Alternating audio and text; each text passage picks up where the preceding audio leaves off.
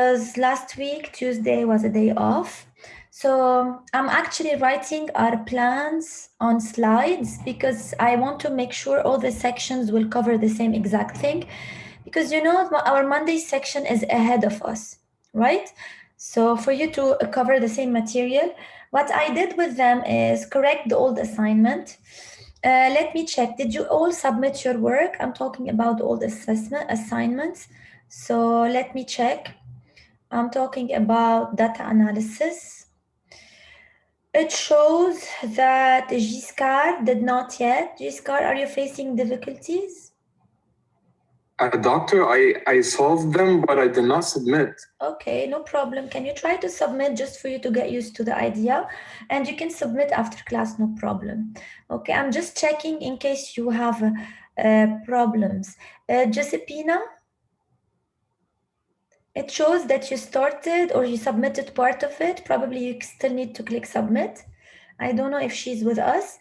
And we have Yara on a piece of paper since it wasn't a major Yes, lab. me too. Okay, no Same problem. thing. Just take a picture of your work or probably scan your work and submit.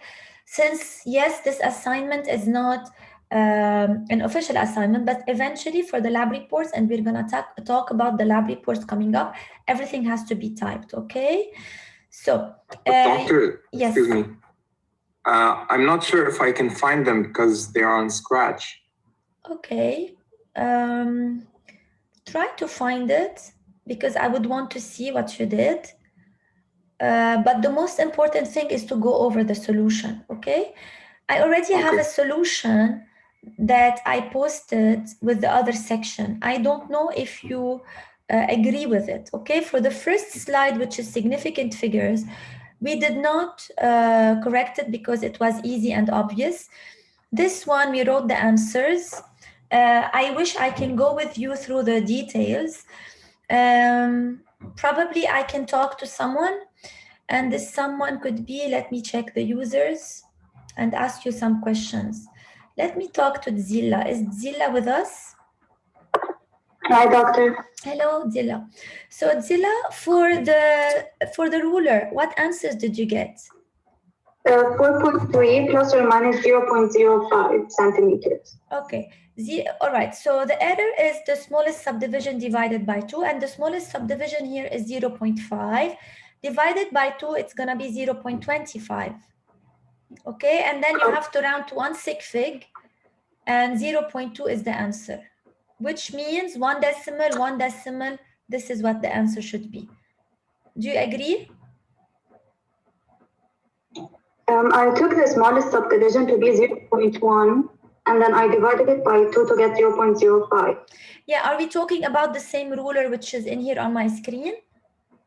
Yes, but I didn't notice that there was an error already of 0.25. Okay, so this was not written. So what's in blue is the answer on top.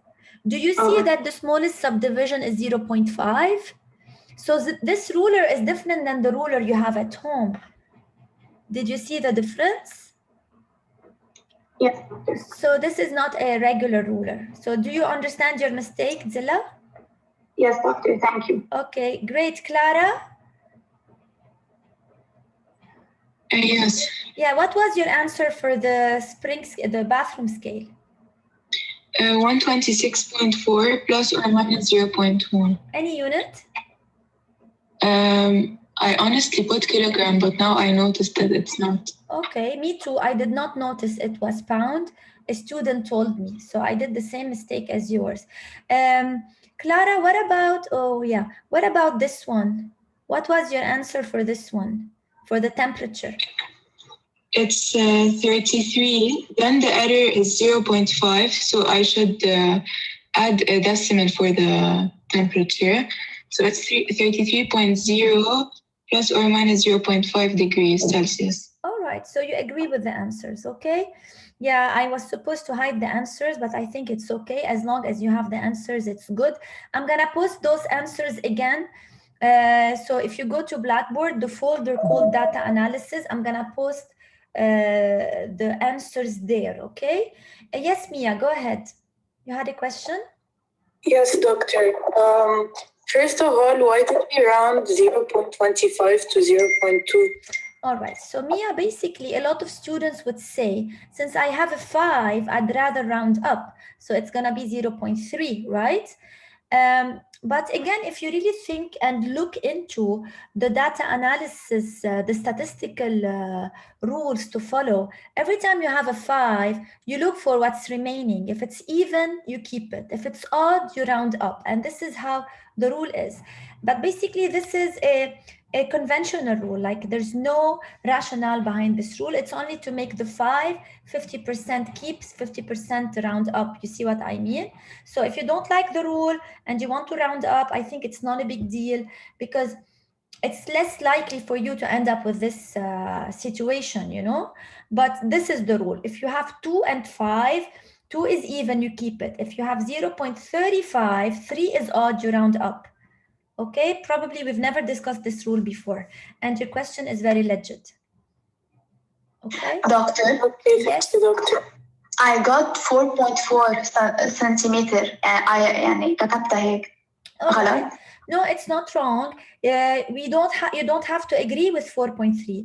A lot of students would say 4.4. Somebody would want to say 4.2. Since you're still within the margin of errors, so any answer which is 4.3 plus or minus 0.2, you can go up to 4.5, probably down to 4.1, if I may say, but not larger than the range of error. You see what I mean? So 4.4 is cool, and I think probably it's better. I don't know. So it doesn't matter. So don't ever fight with your partner upon this, because you know obviously that you have it's an estimation and you have the right to estimate the last digit. Okay. Same with the thermometer. A lot of students would want to say, well, this is 29.9 or I don't know. So no, basically 32.9 I wanted to say, and it's not wrong to say so. Okay, so even if we zoom in, is it really 33? Yeah, probably. But if you want to say a bit more, it's okay. You're still within the margin of errors. Okay, more questions on the slide? All right. No. Okay, now for the averages. I don't know if you agree with our answers. Probably I can ask George. George, did you manage to do the average of those? And if you don't have the answer, it's okay. Yes, so I found the mean. It turned out to be 38 degrees Celsius. However, I did not calculate the error because I didn't know what was asked. Okay. Anybody did calculate the error? Probably Giscard. Giscard, did you try? Or probably yeah. We solve for sigma. Okay, you mean by sigma the standard deviation, right? Yes. Okay, how about I open this on a document?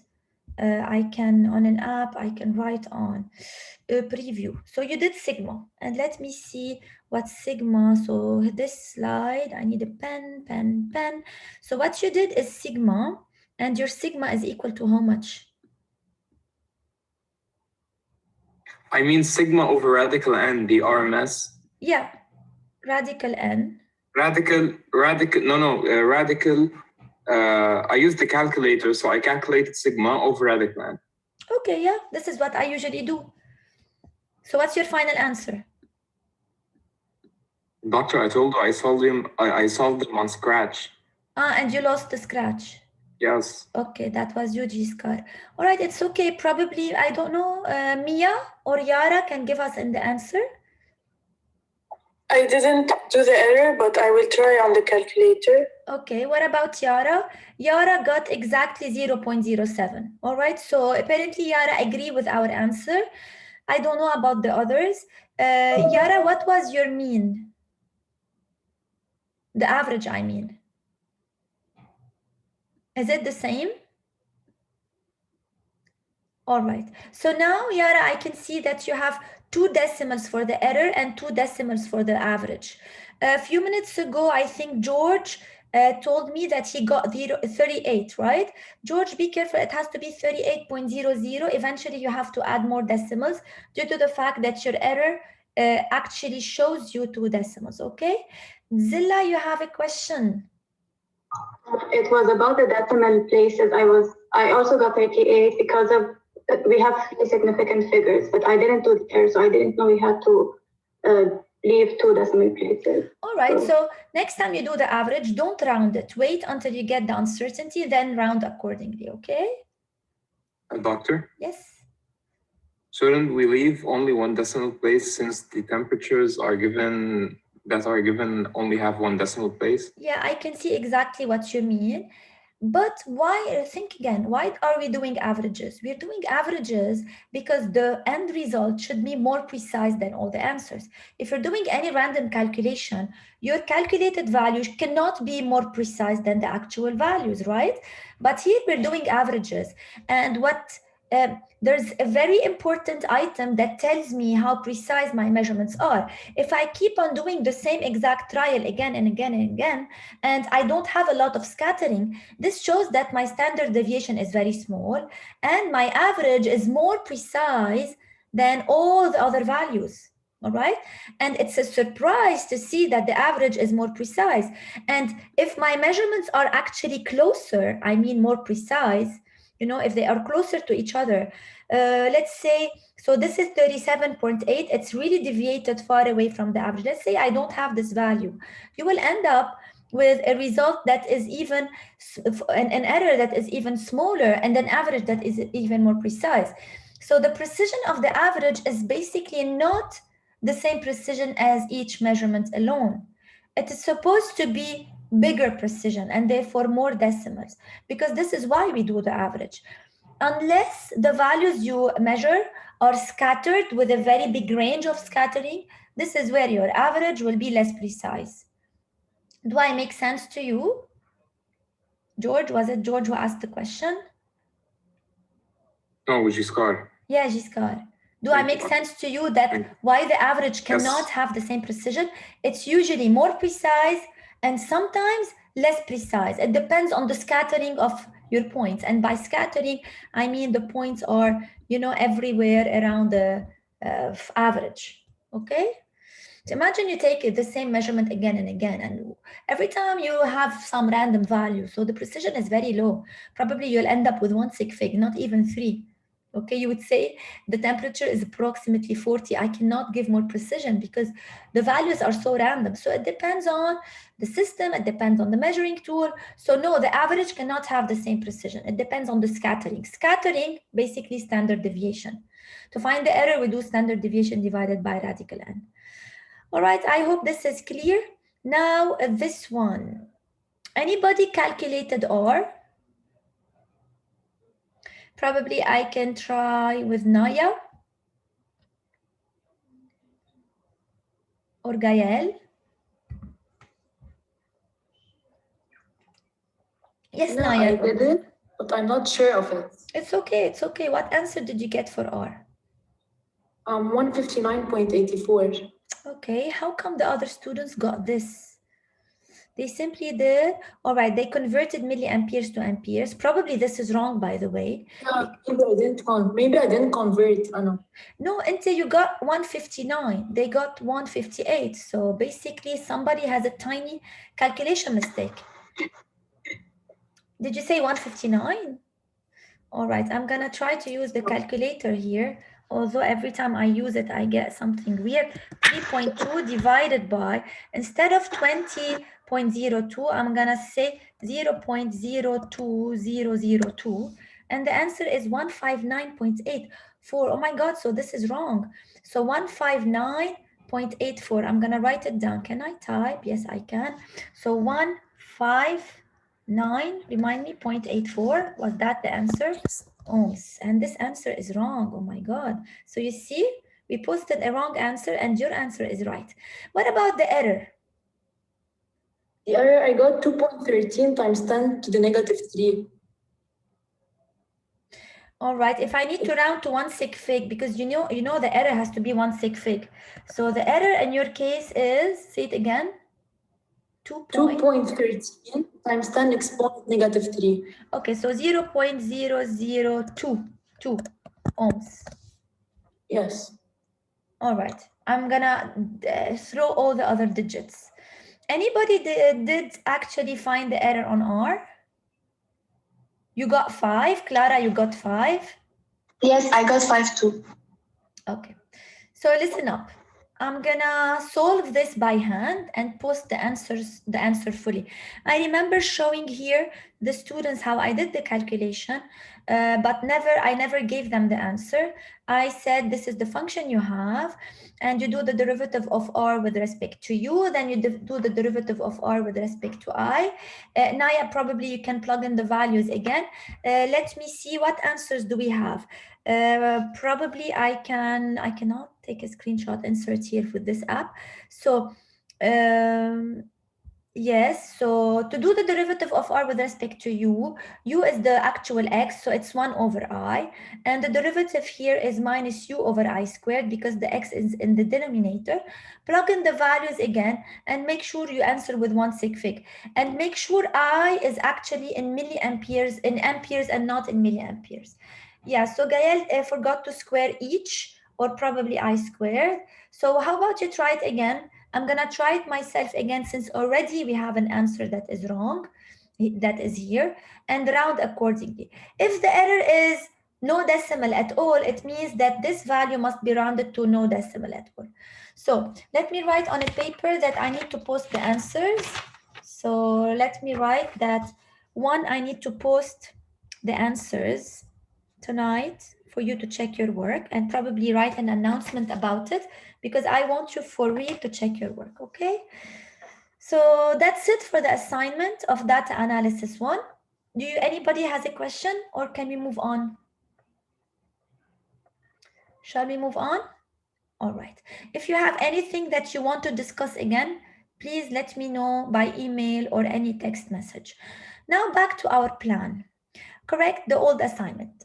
The 2 data analysis part 2. I'm not ready to start data analysis part 2 because I realized with the other group that they're still overwhelmed with a lot of tasks, and adding stuff to them was not a good idea. Even during week 3, we did not do data analysis part 2. You know, data analysis, we covered part of it.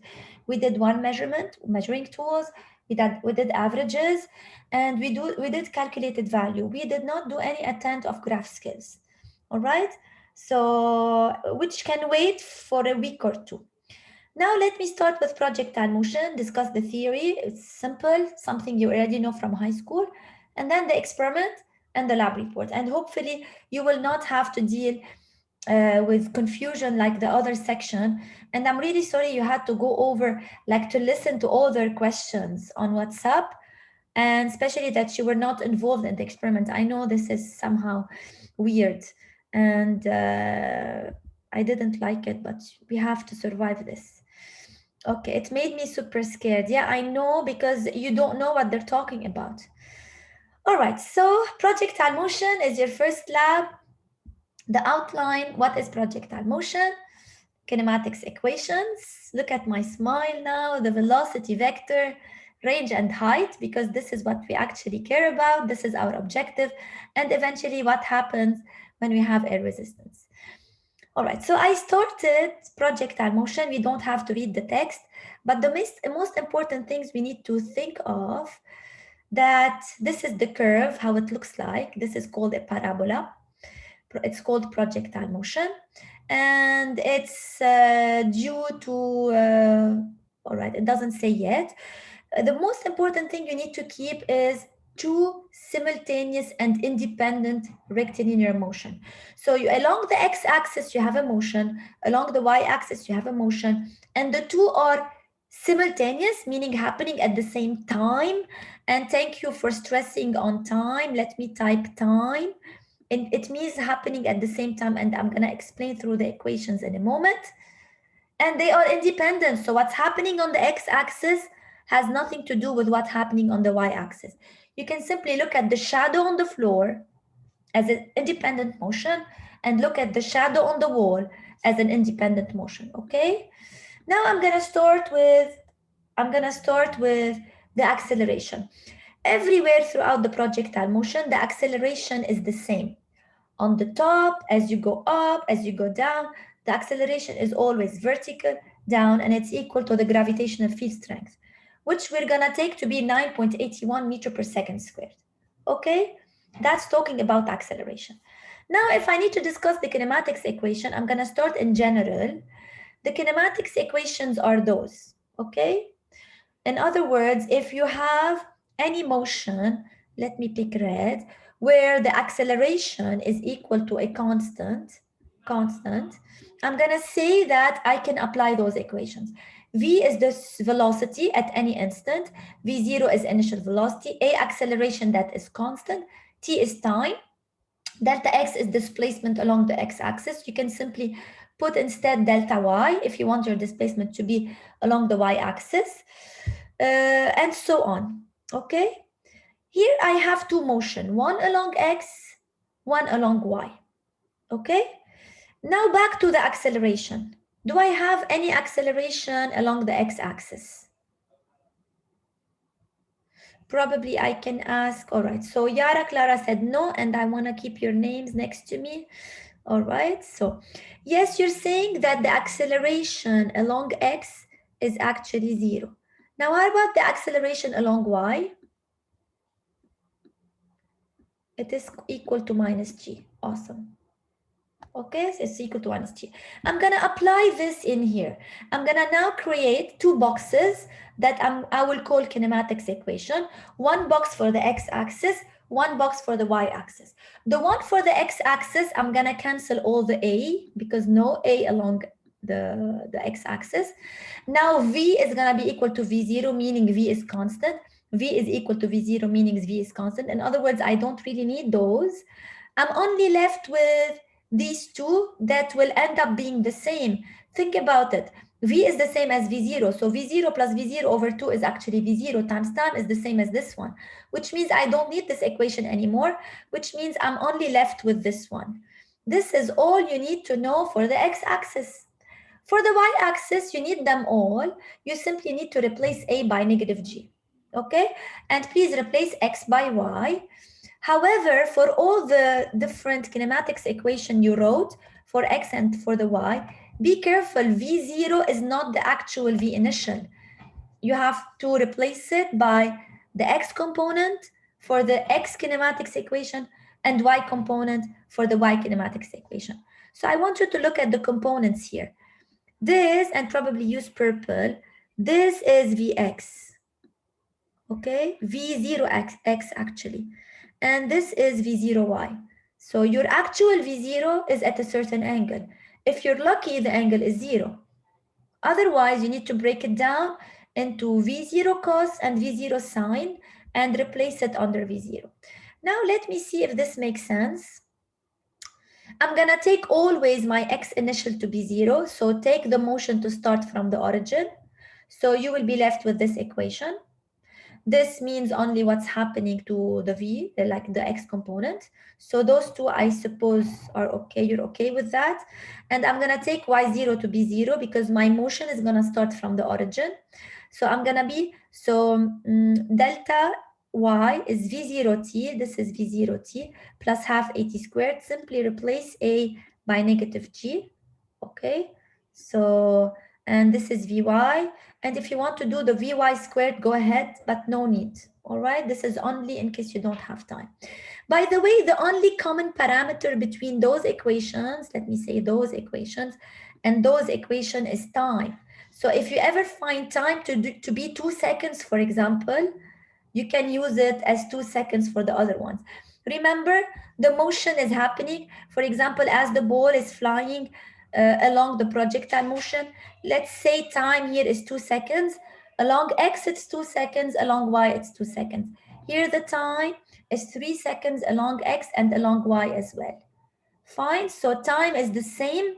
So if you ever find time from the first, from the x direction and find time for the y direction, you can use the same time. It's the only common thing. And hence, the wording simultaneous. Okay, any questions? Fine. All right, so now we need to discuss the velocity vector. So far, we discussed the motion. We talked about kinematics equation in general.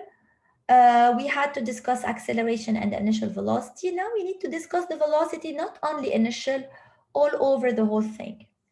you will see, I want you here to focus on the blue vector, dark blue vector. And you will see, I'm glad I'm not glitching to you. My internet connection was horrible today.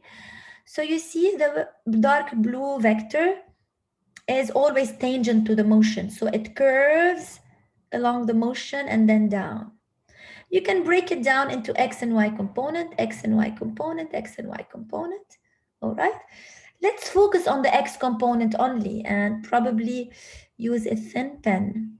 This is the X component. You see it? It's always the same, always pointing in the same direction. This is X component, by the way. I wish it was in gray.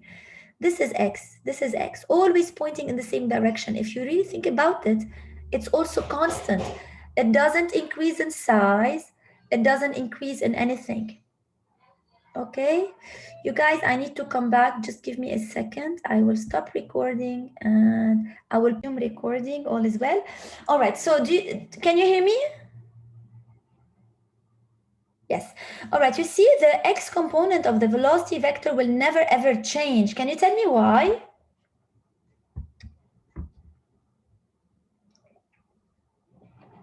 Because there's no acceleration, and therefore acceleration is the one responsible to change the velocity, to speed you up, to slow you down, and to even change the direction of it. So that's why, and if you look at like this is a summary of all the X component of the velocity, you see it's not going to change ever. Now for the Y component, it's totally a different story. You see the velocity vector, probably use a different color. And let me make it a bit thinner. So the velocity vector here is up and long, now shorter and shorter and shorter, and then it's gonna disappear. So the velocity vector at the top of the motion, the Y component of it is gonna be 0. And then it's gonna flip downward and downward while it's getting longer, speeding up, down. This is exactly like free fall, but along the y-axis. So I can say the shadow on the wall will cover free fall motion. The shadow on the floor will be simply a uniform rectilinear motion. And you can see how the behavior of the y component, it's long, shorter, shorter, shorter, and then nothing. Then it flips down and then getting longer and longer, okay? So to find, basically for part D, they basically say to find the velocity at any point, you have the X and the Y component. So yeah. And these are like a copy pasted, just to remind you of the kinematics equation. I suppose all is well for the moment. Now, how do we find the range and the height?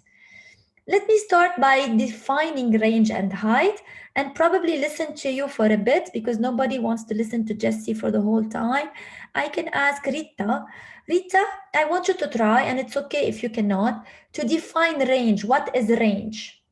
Using simple English terms. Yes, what is range? Range is when X is maximum. X is maximum. All right, so how about we're saying that this will go and it can still go down. So X's can increase a bit, but I think you make sense. The greatest X possible. Why not? Anybody has a different definition for range? How far it travels horizontally? Okay, so all these definitions, including Rita's definition, is okay. It's simply the distance between the shooting point and the landing point.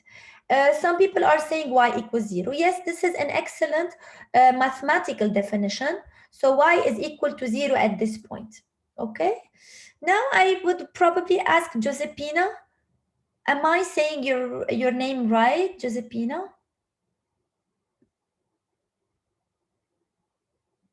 Yes, she's with us. Anyway, so probably Mia can help me as well. Mia, how do you define maximum height? It is the halfway between the range بيكون the highest h possible. All right, it's the highest y possible, highest h possible. If at maximum height, speed is 0 also. Okay, yes, Josephina, I can read you. So basically, Mia, yes, that's true. Concerning symmetry, if we're talking about launching point and landing point on the same horizontal table, like the same height, yes, we can talk about symmetry. However, I want you to be very careful when you talk about symmetry. Not any projectile motion example is symmetrical. Be careful. But in this case, it is. And you also said that at the top of the motion, we know that Vy is equal to 0. In the experiment, in the lab report, they want you to find the equation for the maximum height and find the equation for the maximum range. However, you will be given those equations. You see, range, okay, total time, total range. So the total range is what we care about. And you see the equation is given. By the way, U means initial velocity. In some books, they call it U. Maximum altitude is the height we're looking for, and you are given the equation. But in the lab report, they don't want you to write the equation. They want you to derive the equations. All right? How do we derive the equations? To find the range, replace Y by 0. You already told me this, right? Now, if we go back to this, the kinematics equation, if you replace Y by 0, okay, what do we want? We want X. X is the range. So how about I write it here for you? Y is equal to 0, X is equal to question mark. Solve for X, okay? So you can watch the recorded video again. To find the range, you simply replace Y by 0. This is easier to see. Find the time, then replace the time in here since we are allowed to use the same exact simultaneous time, and find X. This is your range. You're done. Now to find the height, the maximum height, you told me that Vy is equal to 0. So you go to Vy, make it equal to 0. What do we want? We want the height. What is the height? It is Y. So solve for Y. Y is the question mark. So back to the kinematics equation. We put, instead of Vy is 0, find the time and use the same time where to find the Y. Okay, plug in the Y. Okay, and find Y for it. So to find the maximum height, put Vy to be 0 and find or solve for Y. To find the range, put Y equals to 0 and solve for it for X. If you're stuck for any reason, let me know so I can help you. And by the way, you can find this in any textbook and all over Google, so it's not a big deal. But we want you to know that range and maximum height, we want you to make sense out of them. Now the question for Clara, why not always 0 if it lands at a level lower than the level it was launched from, right? Yes, it is true. That's why I want you to be careful. When we talk about range, it has to be the launching point, the landing point, if we assume they are on the same level, all right? What will happen in the lab. But in the lab, we always ask our students to make sure that the gun or the launching device and the table or the bench are at the same height. And not all the students actually do this. And I'm gonna give you now results done by students in the past. So if you see any errors, it could be due to the fact that those students were not very precise while considering the height of the gun and the height of the table. You see what I mean? So yes, what you're talking about, Clara, is very important. Yes, so the range of and the height again, you can see the values and you can do the calculation yourself. Please let me know if you need help. And eventually what happens when we have air resistance. Your friends had issues here. And I want this to be clear to us because I don't want you to ask me the same questions if we can make it clear to us. First of all, and probably it's time now to go to the lab report. Let me fetch the lab report for us under manual. So this is the manual and this is us, and we can write on the manual. It's for us. 1 second.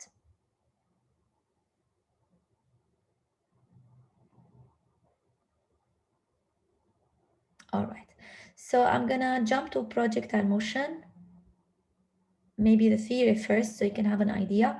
So you see here, the theory is very brief, okay? You will see something that, like this is acceleration, ma is equal to mg. They're explaining why the acceleration is g, something that I skipped in the slides. That is also important. This is the height, this is the range. So basically you are given the equations, okay? And here they show you a bit where's the height, where's the range, the procedure, what to do. I'm going to repeat all that in the video. Now the lab report, derive the equation of maximum range and height. I think you can do that. For what launching angle would you expect the maximum range? So you can tell me 30 degrees, 45 degrees, 60 degrees, 80 degrees, and you need to explain it. So go back to the range. They're talking about range. So go back to the range equation and try to explain or prove why whatever angle you picked will give you the maximum range. Okay, so this is and conceptual questions that comes before the experiment. Then the experiment, I'm gonna launch with an initial speed that will be given to you. I will show you the results in a moment. This is another initial speed and this is another initial speed. If I'm not wrong, V2 is faster, stronger than V1. V3 is greater than V2. And I'm gonna change the shooting angle and measure the range with a regular ruler. The shooting angle will be measured with a regular protractor. I'm gonna show you. Draw the three plots, S as a function of phi. Deduce the angle corresponding to the greatest range. You can see it on the graph or on the table. Compare it to your expected value. You said 45 degrees. Did you get the same answer experimentally? Examine the effect of the launching velocity. When the launching velocity was increased, what happens to the range? Does it increase? Please don't say increase, increase. Can you say if it's proportional? Like times 2 times 2, double, double, times 1.2 times 1.2. Can you find a constant ratio? Draw a conclusion, all right? What should you do to increase? This is like multiple choice question, but you have to explain. All right, so number 6 was the big deal for all the students, and they couldn't answer it well. Let me see what the question was about. Sketch on the same graph the trajectories. Every time you see trajectory, it means y versus x, all right? So y versus x. I can't write at the end of a document, so I'm gonna move this to, yeah. So when they say trajectory, it has to be y versus x. This is what they want you to plot. They want you to plot projectile motion. Trajectory is a parabola, we all know this. This is how it looks like. Now they want you on the same graph, and this is called a sketch. A sketch is not a plot, so it's okay if you do it with a pencil on a paper and take a picture. I don't see how you can plot it if you don't have values, all right? And then they want you to do the same thing with air resistance.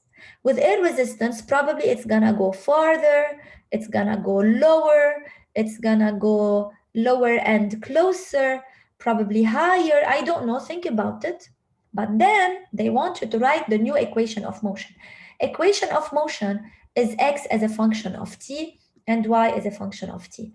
The students have all the right to be confused because they plotted y as a function of x. And then we asked them to write y as a function of t and x as a function of t, because we thought we don't want them to do the extra mile and find the trajectory equation, which is more mathematical work. So we wanted to simplify it. But then they started asking, why do you want us to plot y versus x if you want us to write x versus time? And they're asking because they thought they did something not required, or probably they did not do what they needed to do. So basically, I hope this is clear. I can take a screenshot of it, of whatever scratch work we did. And now let's see how we can write the x equation and the time equation. We call them equation of motion. I'm gonna insert the screenshot here because probably you guys would want to keep it. And I'm gonna give you an edited copy of the PowerPoint. So this PowerPoint is only for us, your section. So how do I find x as a function of time, and how do I find y as a function of time? I'm gonna start by writing an actual kinematics equation. I know that x, and probably make this a bit thicker, I know that x is equal, I'm gonna assume x0 is 0, v initial t plus half at squared, all right? Plus half at squared. Okay, now v initial, obviously I need to replace it, and let me change my pen and the thickness of my pen. This is v0 cos, because we're talking x-axis, v0 cos. Now for the acceleration, we agreed on the fact that the acceleration is 0 along x. But if you have a resistance, probably this is gonna change. For the y-axis, I'm gonna write the same equation. v0 is gonna be v0 sin, and the acceleration we agreed along the y-axis, it's negative g. However, if we have a resistance, probably it's going to change. So I asked them to start with the net force is equal to MA, okay, and break this equation down into X component only, Y component only, and I asked them to start with any assumption they want. They can assume that friction is happening only on the X-axis. They can assume that friction is happening only on the Y-axis. They can assume that friction is opposite to the motion. And this is not really assumption because it's always true in most of the cases. They can also say the same factor of friction is affecting the X and the Y. So I'm going to call it small f. Same, it's not like on the Y, it's double or something. You can do anything you want. What I care about is to see that the acceleration is mass dependent. All right. So if you plug in mg in here, m is going to cancel out. But if you plug in mg minus friction or mg plus friction, you cannot get rid of the m anymore. And the acceleration is going to change. So I don't really care about your answer because each and every one of you will have different answers, right? Depending on your initial assumption. And this is what made the confusion among the students because they got used to the fact that for every problem, there is only one answer, which is not true. I care about your analysis, how you think of things, all right? So in a paragraph, you can say, I want to assume that friction is only happening on the y-axis and it's called small f. Write F net equals ma, find the forces, find the acceleration, and when you're done finding the acceleration, which is here, plug it in your equation of motion. Do you think you can try this and ask me whenever you're stuck? I think it's an interesting game to play. But under no condition, I want you to think there's one answer for you to be frustrated. Any assumption you want. All right? How do you feel? By the way, you shouldn't be scared. The lab report is very easy. It's only this question that was not clear to them. Okay? I need answers from you. So my question again is, do you think you can try and ask me whenever you're stuck? All right, of course. Now we still have number 7 to discuss, and I want us to go to the movie in a minute. So back to the lab report. Here they lower the bench to the floor. In other words, the gun is still in the same position. This is where the gun is. But instead of shooting on the table, which was here, now it's gonna shoot on the floor. And we're gonna lower the angle to 0. So now the shooting is happening from 0 down to the ground. So I cannot talk range and height anymore. So this is the ground. Okay, yes. The question is V1, V2, V3, they're gonna be the same. V1, V2, and V3. They're not gonna change. X is the measurement of, so A is here, point A is the landing point, and X is the like the X component of the coordinates. Okay, so this is the X they want. And then you need to calculate the time. You have a relationship between X and V and T. Simply look at the kinematics equation. Take into account that the angle is 0, which means your life is even prettier and prettier with no angle. Cosine theta is equal to 1 because cosine 0 is equal to 1. You can find the time. And then you're going to increase the velocity.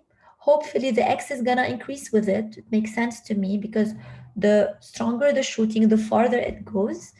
And you calculate time again, calculate time again. How do you find the uncertainty on your measurements? You look for the measuring tools, analog or digital. If it's digital, the smallest reading. Analog, smallest subdivision divided by 2. How do you know the smallest subdivision? It is very clear in the video. However, the time is a calculated value. So to find the uncertainty on the time, you need to do the propagation. Exactly like we did for the resistance in the assignment. Time is gonna be equation V in terms of V and X. Write the function, do the derivatives. Let me know when you're stuck so I can help you, and that's it. Okay? So if we look at the lab report, you don't have to do, yes, you have graphs to plot, but no linear regression to do or slope to calculate. You have a lot of uncertainties, one for the velocity, one for the phi, one for the range. And here you have uncertainties for V, for X, and for T. So a lot of uncertainties. And you have a lot of conceptual questions to analyze and discuss, but nothing major. But if you look at lab number 2, probably things were gonna be more complicated. I think in lab number 2, if I'm not wrong, you have a lot of averages to calculate and a lot of RMS to calculate and a lot of propagations of errors to do. So here you're still chill, but yes, the physics is challenging probably to some of you. Like usually the physics is easier. It's not challenging here, but usually it is easier. You have a week. I'm gonna say, let's say Tuesday evening. So next time I see you, you will still be within the deadline of the lab report. So you can ask me more questions. With the Monday section, we took 30 minutes to discuss their questions. This is on top of discussing lab number 2. So yes, we can discuss. Now, let me go to this video that I'm not gonna play, okay? Because I know you can watch it later on. But I'm gonna move fast forward so I can discuss the major things. I took this video in November or October this year, so it's not an old video. At that time, I was kicked out of the lab because I was not allowed to be with another instructor because of COVID precautions. I was using a classroom or probably an exam room, and there's a lot of echoes in this room. I'm sorry for that. And I'm using my cheap phone to be able to do the recording, and I don't have a team to work with me. So if the video is not great, I'm really sorry for that. I promise I'm gonna do better probably in my next videos. So I explain here the items you have. This is a ball, if you can see it in my hand, the mass of which is unknown. Usually we lose the ball because we launch it at very high speed. So this is also a challenge for the experiment. This is the launching mechanism. I'm gonna explain how it works. You see the angle of the shooting is a variable. And here you can see a timer for the initial velocity. Please stop me if you have any questions. This is the bench. I made sure the bench is at the same height as the gun for the range to be not wrong. And I placed on the desk or the bench white papers and carbon papers. What do the carbon papers do? They actually, every time the ball hits the carbon paper, it leaves a blue mark on the white paper. So I can tell where is the landing point. Okay, so you can see the landing point. In a minute, I'm gonna make the video closer so you can see all the landing points. And I'm explaining now the different precautions. Here you can see the timer, and I'm gonna explain here a bit about the uncertainties. This is 7.21 meters per second. You can take a screenshot and zoom in to see if you want, or listen to my voice explaining it. There's a knot called reset every time I want to do the measurement, but here it's broken. So I used another device to give you the results. This is only for demonstration. I also explained how the protractor is working. So you can simply look at it. What is the smallest subdivision divided by 2? Okay. This is also how you launch it. So there's a spring inside that would shoot, and it's really loud. You see how it shoots.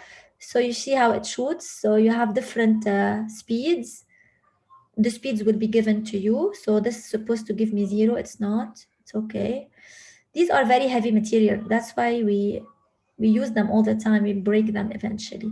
Now I'm gonna show you the ruler. Okay, you see those blue spots? I'm gonna pick the landing point and do the measurement with a regular ruler. Now let me show you the ruler. I'm crossing out the spots that I don't need and keep the ones that I need. Okay, this is the regular ruler. Here I'm explaining what is the smallest subdivision divided by 2. So listen to the video to tell the uncertainty. Okay, so the experiment is basically very easy. It's a bit long if you do it on campus because you need to do all the angles for 3 different velocities. So that's it for the video. As you can see, the video is not long, not difficult to understand. Now let me show you the results. Results. They're hidden here. I think I have them here. Results for projectile motion. I'm gonna give you something very similar to this one. Okay, now I need to open the app again. Okay, so I'm gonna give you the velocity without the uncertainty. the angles without the uncertainty, the range without the uncertainty. Also, the ranges are not well rounded. So when you write the uncertainty, make sure you round those values. When you find the uncertainty for the angle, make sure you round the values again, okay? So these are measurements not done by me. They are done by students, and I still have the values. This group of students working could not work with 85. It was too high for them to follow. 85 was actually no, so 85 will give them something so high and a range that is too small. And even if you put the table so close to the gun, you cannot catch the ball easily. So I asked them not to do this measurement. It was experimentally difficult. Now for this one, V1, V2, V3 are still the same. You can take them from here. X1, X2, and X3 were measured, and you can only insert them in the table. Don't forget the uncertainties, and you do the calculation for time. So this is an example of the results I'm gonna give you, all right? What else? I'm gonna give you 2 sets of results, and I'm gonna say, let me show you what I said to your friends. And I just want to make sure it's clear for you because I don't want to end up confusing you. So what I said to your friends, classical physics, the other section, announcement, all right, of last week, I told them, obviously, you can find 2 sets of results. Obviously, you're going to use one set. Those measurements were done by students many semesters ago. You are expected to add uncertainties and round when needed. Now for the choice of results, I'm going to give you a set called results number 1, results number 2. We need a random criteria. How about you add your ID number to your partner's ID number? Probably you are 2 people working on this lab report. So your ID number and your partner's ID number, add them up. If the end result is odd, you use result number 1. If the end result is even, you use result number 2. If you do not have a partner, the end result is obviously your own ID number. I was not planning to confuse you with this. I just need a random criteria. Otherwise, everybody will end up picking result number 1. And I want our results to be a bit variety. You know, I want a variety, especially that we do have real results. Why not use them? So how do you feel now? Do you feel ready to do this lab report? Do you have any questions? Doctor, I have a question. Yes, Giscard, go ahead. Should we show all the calculations or just post the answer? Okay, let me see. Where do we have calculations? For the first number 1, you need to prove something. So you need to show a minimum of 3 steps for each. I'm just assuming. For number 2, also you need to prove probably 3 steps would be enough. Here, no calculation. Everything is given to you. Plot. The plot, you do it on Excel. By the way, you just reminded me something. This is explanation, no calculation. This is a sketch. On the right, the equation of motion could be a bit long. So don't write all the steps. Probably net force equals ma, find A, write the final equation. Okay, 3 steps. Don't make it a lot. Now for time, very simple. It's one equation. For the propagation of error, do it for only T1 and give me the final answers for T1 to T2, T3. Don't repeat. Okay, be reasonable. I know that typing the equation could be time consuming. How about you do the whole report and the equations on scratch, rest for a day, and then type them the next day? I don't know. You will get used to dividing your time. All right. Now concerning graph skills, since we never had the chance to discuss graph skills and data analysis number 2, I know you know this, and probably I'm going to sound silly, but I want to say it just in case. Note, all right, make sure you have a title to any graph you do, title.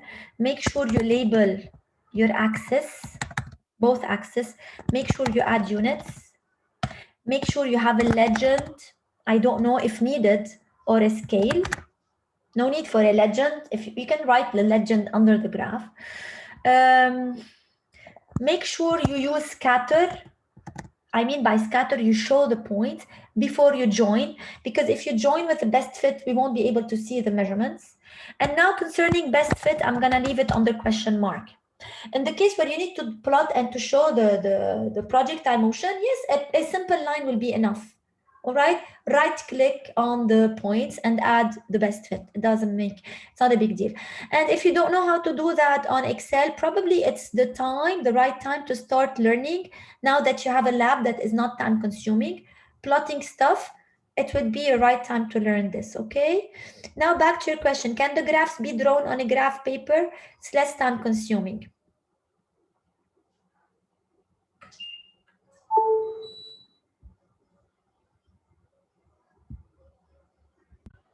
Okay, so probably the version of Excel you have is a bit different than mine. I'm gonna simply click X and Y. These are for me only because I want to keep track of what's X and what's Y. Let me increase the font a bit because, okay, when this does, okay. If I'm glitching, let me know. I have a feeling my connection is not great. Okay. Anyway, I'm gonna take random values 1, 2, 3, 4, 5. And the only time-consuming thing, Gael, is to put it in a table. And usually you copy-paste from Word, you know. And this is, let's say, 50, 60, 30, 40, random, you know. I don't want a straight line. I do select, insert, scatter. Done. How easy is this? Now right-click and I can add a trend line if I want, but the trend line is usually, all right, it doesn't have to be linear. You can do anything, okay, like exponential, no, moving average. No, let's not pick this. I'm gonna remove the trend line. Can I remove it? And you can simply change the, okay, let me see how I can change the chart type. And I'm gonna pick X scatter along with a line, this, okay. Now the title, you see the plot takes 1 second. You simply select insert chart, done. Now you just need to do a few extra steps to, yes, it is very fast. And even if you don't know how to do it, Gael, every week you will learn something. And by the end of week 4, you will be an expert because, and please, under no condition, allow your partner to do the work because nobody will do it in your midterm, you know? So if your partner is gonna do the work, you can do it as well. It's okay if we duplicate. Now chart title, I think you can simply write the title here. Let me try. Trajectory if you want for projectile motion, or you can write force as a function of time, anything you want. Now for the axis, I have an option here that probably you do have it. Axis title, the horizontal and the vertical. You can add error bars, but we're not doing any error bars in physics lab. We can add a legend to the right. I don't know if you want. You can do anything you want, okay? So, however, if you don't have this option on your Excel, right click and try to change type, select data, what else, edit, I don't know. You can double click. I used to double click long time ago and it would give me some chart options and text options. Probably you can change the color also. So now let's keep everything like formatting of a graph for a later on. Now just learn how to do title, label, axis, add a unit. All right, and that's it. What do you mean by sets 1 and 2? Where's set 1 and 2? Oh, you mean 2 different types of results, George? All right, so George, yes, look here. I gave, let me open those 2, or let me show you by simply, yes. This is a set of results. This is another set of results done by another group of students. So you have to pick either result number 1 or result number 2 to do the experiment, to do your lab report. I didn't want everyone to use the same results. It's ridiculous because everyone is going to have the same exact lab report. You see? And sometimes this will not leave room for you to be a bit creative because, you know, your answers are supposed to be open answers. And if everyone has the same results, everybody will have the same errors, the same problems. I want our lab report to be done related to real experiments, and real experiments are not something that can happen again and again. Like everybody would have different measurements, you see? And different probably, yeah, so just pick one. I want you to pick it randomly. Sometimes I'm gonna give you 3 results. Sometimes I'm gonna give you only one if it's really a challenging experiment and I cannot do it twice. And probably it's an observation, like I cannot have different results. So I will try my best to give you many sets of results and I will help you pick, okay? Any other questions? Doctor? Yes, Giscard. Should it be a PDF? Yes, thank you for asking. So what am I expecting you to have? You're supposed to have a blackboard very similar to this one, where you have projectile motion. Now it's empty, you don't have projectile motion. You will see the recorded session of today. You will see the video of the experiment. This is only to play around. PowerPoint, the edited one that we are working on today, results 1, results 2, and there's something submit here for the lab report. Please convert your document to PDF. Okay, why? If you submit a doc version here, sometimes I don't see it well on Blackboard. Sometimes your table and graphs are gonna be misplaced. So when you finish, look to what I can do. I can go here, I do save as PDF, and it works. Cancel. I can also do print PDF. Let me try print. Instead of using my printer, which is inside, I can say save as PDF. Try any method you have, okay? 2 students sent me the file by email and they asked me to convert it for them. If you don't know how to do it, you can do that, but I'm sure you know. You're more computer literate than I am. So convert to PDF, and please, whenever you submit your work, make sure you submit only one file and include in your file, Giscard, all the pictures and the drawings and whatever comments you need, okay? And by the way, you can copy paste the lab report, copy paste it from here, okay? Paste on a new document and fill in the blanks. Don't draw new tables and keep the questions, just answer under the question. Like you can create some space and type your answer, okay? Very simple. And eventually convert to PDF.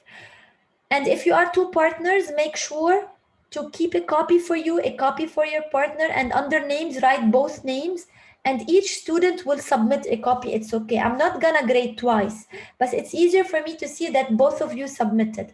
Otherwise, I'm gonna see blank for Giscard, and it's gonna take me a week to discover that Giscard presented his work under the name of, I don't know, Naya probably. So each student will present a copy. Even if we have duplicate copies, it's okay. I'm not gonna grade it twice. You're gonna receive the same grade. I will write down every time I grade the same grade for both students, okay? More questions? And please feel free to ask me anything you want during the week. We can also meet for 10 minutes or so, maybe 20 minutes if you need, to discuss any problem you have, okay? Cool? All right. I'm gonna stay here a bit if you have questions. Meanwhile, I'm gonna stop